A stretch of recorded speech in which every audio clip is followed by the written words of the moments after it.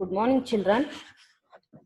In our previous class, we studied about the first law of motion. You just recall it, children. That is,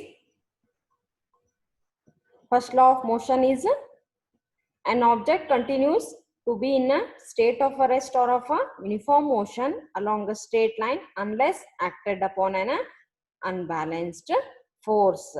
An object continues to be in a state of a rest or of a uniform motion along a straight line unless acted upon by an unbalanced force. And we also studied about the balanced and the unbalanced forces. See, children, balanced forces means here the two forces will be equal here. Balanced forces means the two forces which are equal in magnitudes. Unbalanced forces means here two opposite forces will be acting of different magnitudes. Now, today children, we will study about the inertia and mass. See, in previous class, we also studied about the first law of motion and we also discussed some activities. You just recall the activities, children. The first activity we discussed, that is only the carom coin at the bottom of a pile is removed when a fast moving carom coin hits it. Only the carom coin at the bottom of a pile is removed when a fast moving carom coin hits it. And the second activity we discussed is that when the card is flicked with the finger, the coin placed over it falls in the tumbler. And third activity is that is the groove is provided in a saucer for placing the teacup. It prevents the cup from toppling over in case of the sudden jerks. Means it prevents from falling of the cup. See, children, all these activities given so far, they illustrate that there is a resistance offered by an object to change its state of a motion. There is a resistance means the opposition, that is there is a resistance offered by an object to change its state of a motion. If it is at rest, it tends to remain at rest, and if it is moving, it tends to keep moving. This property of an object is called its inertia. See, children, inertia means it is the property which means that if it is at rest, it remains at rest only, and if it is moving, it tends to keep moving. This property of an object, it is called its inertia. See, children, do all the bodies have the same inertia? We will discuss that now. We know that it is easier to push an empty box than a full box of books. See, children, empty box, it is very light and it is easier to push an empty box than a box which is full of a box. The box full of books, it will be heavier. So, it is not easy to push a box full of books. Similarly, if we kick a football, it flies away. But if we kick a stone of the same size with equal force, it hardly moves. See, children, the football will be light and it is very easy to kick a football. But if we kick a stone of the same size with equal force, it hardly moves, means it will not move easily. And it travels very short distance, and we may in fact get an injury in our foot while doing so, because the stone is hard in nature. We may get an injury in our foot while doing so. And similarly, in activity 9.2, we saw it in our previous class, children. Activity 9.2, we used there a 5 rupee coin. See, instead of a 5 rupee coin, if we use a 1 rupee coin, we find that a lesser force is required to perform the activity. See, children, we used there 5 rupee coin.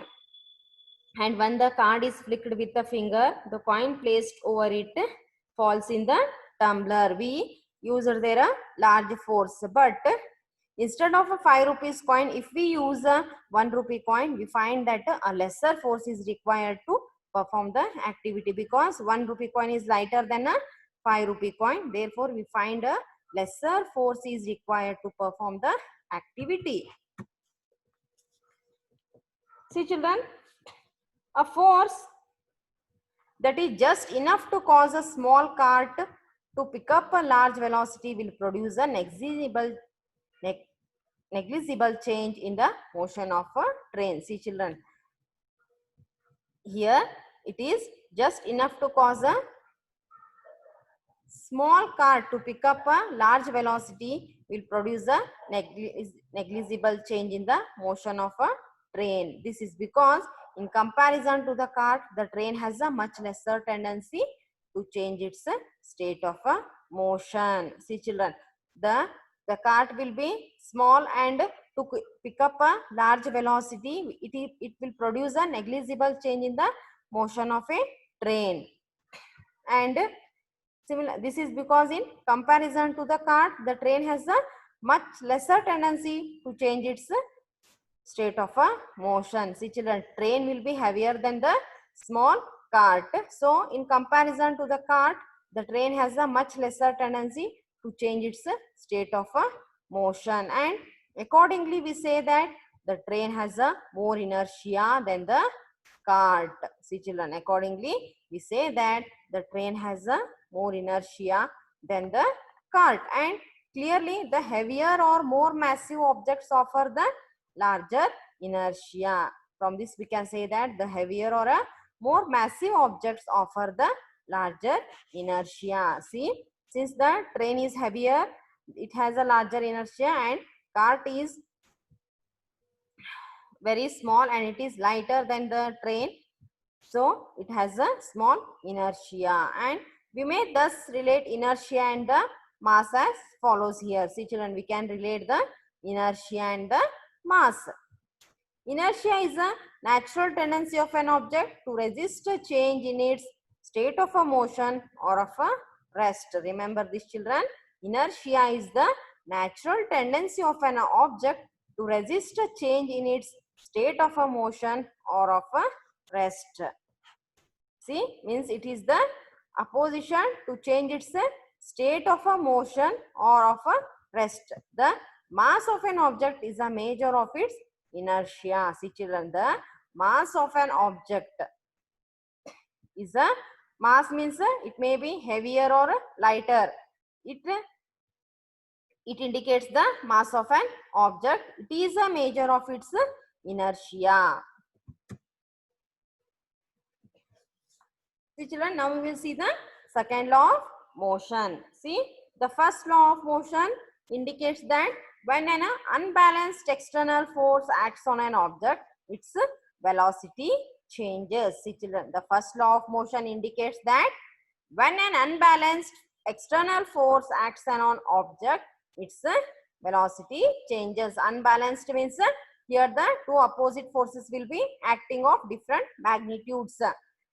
When it acts on an object, its velocity changes. That is, the object gets an acceleration. Change in velocity means it is the acceleration. And we would now like to study how the acceleration of an object depends on the force applied to it, and how we measure a force.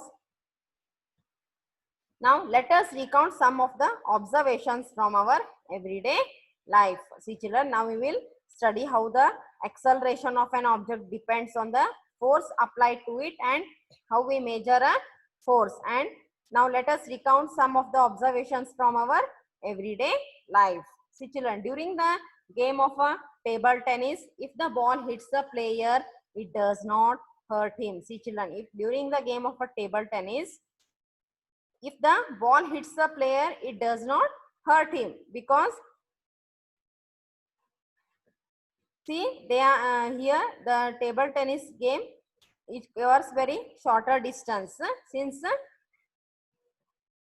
it will not hurt person when a ball hits him. And on the other hand, when a fast moving cricket ball hits a spectator, it may hurt him. See children, when a fast moving cricket ball hits a spectator, it may hurt him. You may have experienced this children.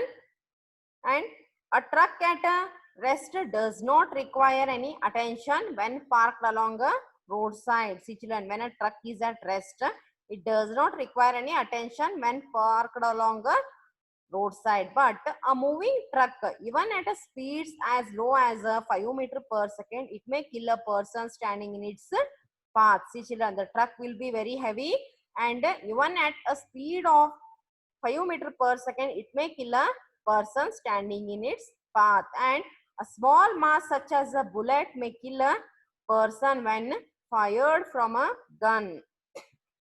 See children, a small mass such as a bullet may kill a person when fired from a gun. These observations suggest that the impact produced by the objects depends on their mass and the velocity.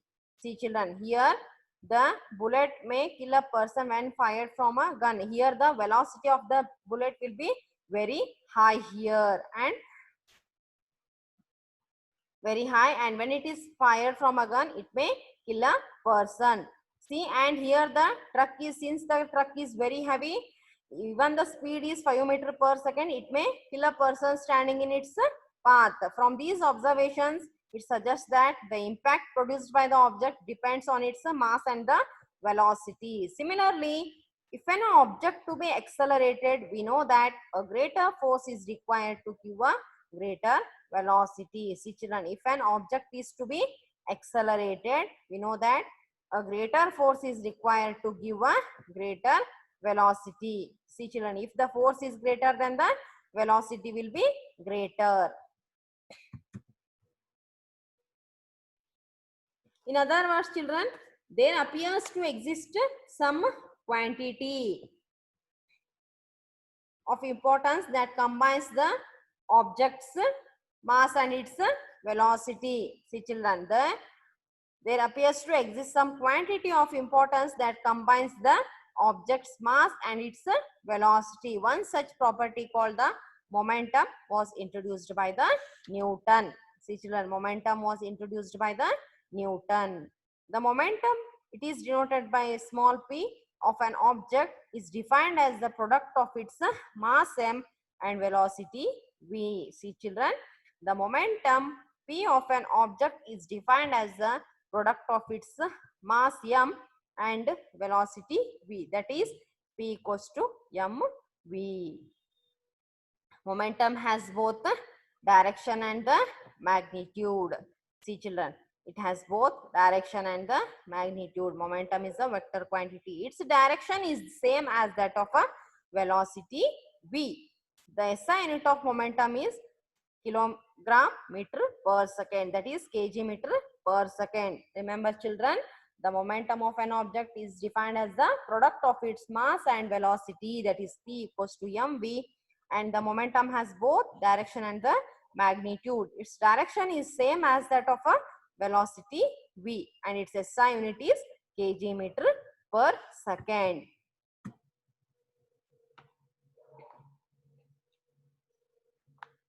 See children, the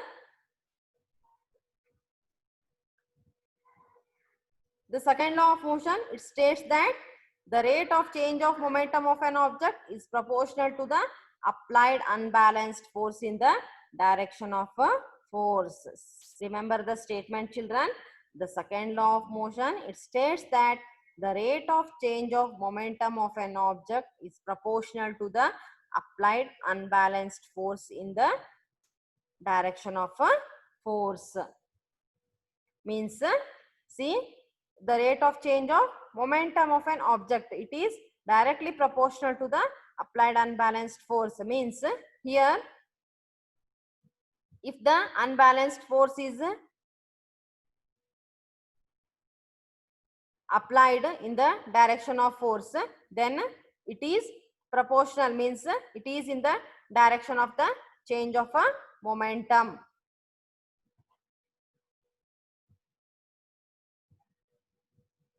Now we will discuss the mathematical formulation of the second law of motion.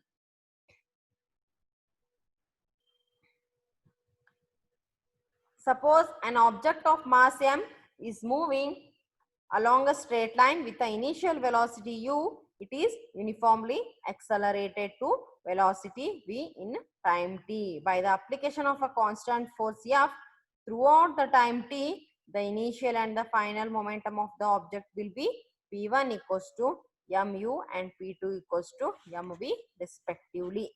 See children, here suppose an object of a mass m is moving along a straight line with an initial velocity u. It is uniformly accelerated to velocity v in time t. By the application of a constant force F throughout the time t, the initial and the final momentum of the object will be P1 equals to mu and P2 equals to mv respectively. The change in momentum, it is directly proportional to the P2 minus P1. See children, the change in momentum, it is directly proportional to P2 minus P1. Means here P2 is the final momentum and P1 is the initial momentum. That is, it is directly proportional to P2 means mv and P1 means mu. That is m into v minus u. The rate of change of momentum is directly proportional to m into v minus u by t, or the applied force F, it is directly proportional to, see children, F equals to m into a. That is F is directly proportional to m. A means acceleration, that is v minus u by t. Now we get here F equals to k m into v minus u by t. Here k is the proportionality constant. We can write here F equals to k m a. See children, the rate of change of momentum is directly proportional to F into v minus u by t. That is F is directly proportional to here m into v minus u by t. Here F is the applied force. That is F equals to k m into v minus u by t. Here k is the proportionality constant and equals to k m. Here v minus u by t is a. See children, the second law of motion, it states that the rate of change of momentum of an object is proportional to the applied unbalanced force in the direction of the force. Means the rate of change of momentum, it means if the rate of change of momentum, it increases, the applied unbalanced force also increases, but it will be in the direction of the force. That is F equals to k m a. Here the k is the proportionality constant.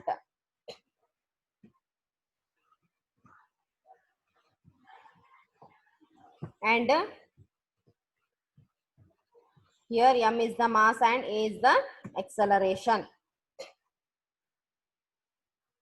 See children, here a equals to v minus u by t is the acceleration, which is the rate of change of velocity. The quantity k is the constant of proportionality. The SI units of mass and acceleration are kg and meter per second square respectively. And the unit of force is so chosen that the value of the constant k becomes 1. See children, the unit of force is so chosen that the value of the constant k, it becomes 1. And for this 1 unit of force, it is defined as the amount that produces an acceleration of 1 meter per second square in an object of a 1 kg mass. See children, 1 unit of force means it is the amount that produces an acceleration of 1 meter per second square in an object, but its mass should be 1 kg.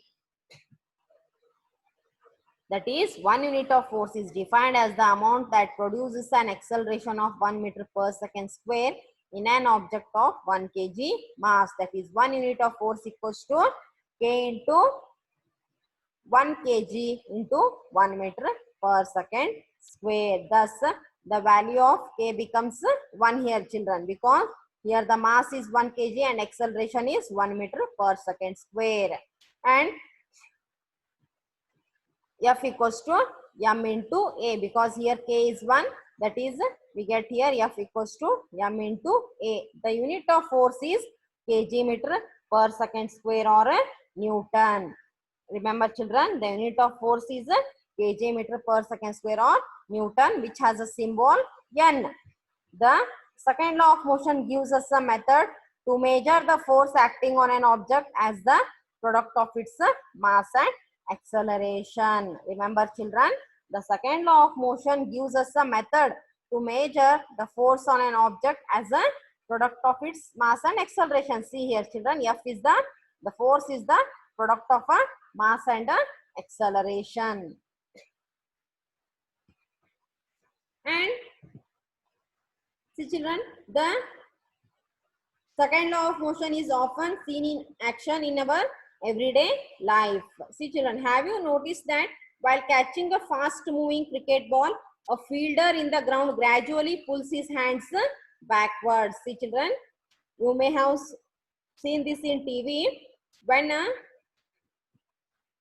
while catching a fast moving cricket ball, a fielder in the ground, he gradually pulls his hands backwards with the moving ball. In doing so, the fielder increases the time during which a high velocity of the moving ball it decreases to 0. See, children, means here the fielder he pulls his hands backwards, because in doing so the fielder increases the time during which the high velocity of the moving ball decreases to 0, and thus the acceleration of the ball is decreased, and therefore the impact of the catching the fast moving ball is also reduced. And if the ball is stopped suddenly, then its high velocity decreases to 0 in a very short interval of time, and thus the rate of change of momentum of the ball will be larger. Therefore, a large force would have to be applied for holding the catch that may hurt the palm of the fielder. And also, children, in a high jump athletic event, the athletes are made to fall either on a cushioned bed or on a sand bed. This is to increase the time of the athletes fall to stop after making a jump here. This also decreases the rate of change of momentum and hence the force. Understood, children? Here in both high jump and in the cricket game, the second law of motion is applied here. And since the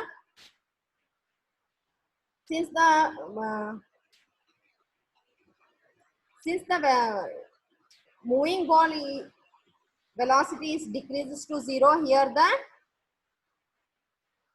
fielder, when he catches the ball, he will not get hurt here.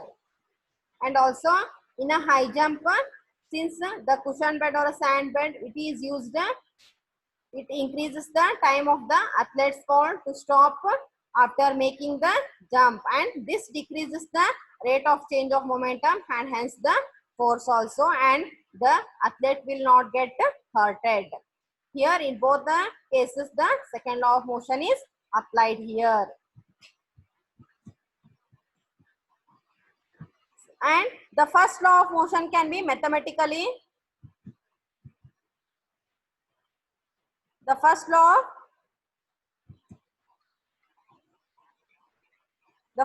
of motion can be mathematically stated from the mathematical expression for the second law of motion. See, children, F equals to m into a, we can write it as F equals to m into v minus u by t.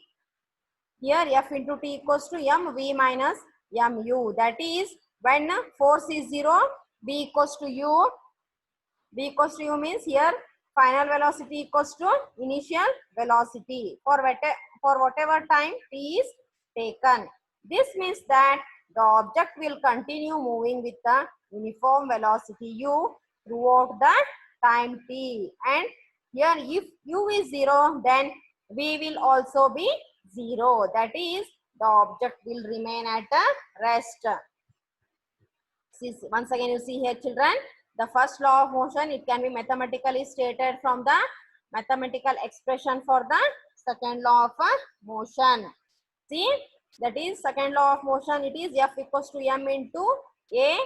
We can write it as F equals to m. A is V minus U by T. We get here F T equals to mv minus mu. And here when F is 0 means when force is 0, and when here V equals to U for whatever time is taken, this means that the object will continue moving with the uniform velocity, means with the same speed U throughout the time t. If U is 0, then V will also be 0. See children, if U is 0, then V will also be 0.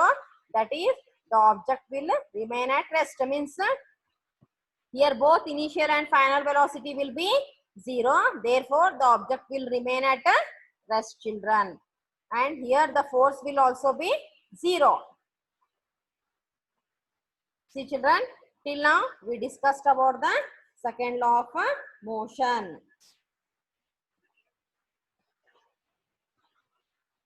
And also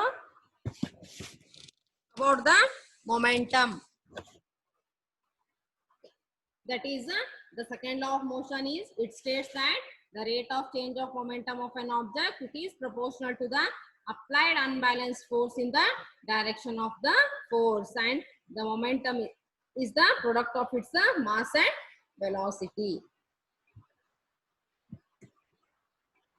See children, here some questions have been given here. You solve those in your home. Next concepts we will discuss in our next class. Thank you.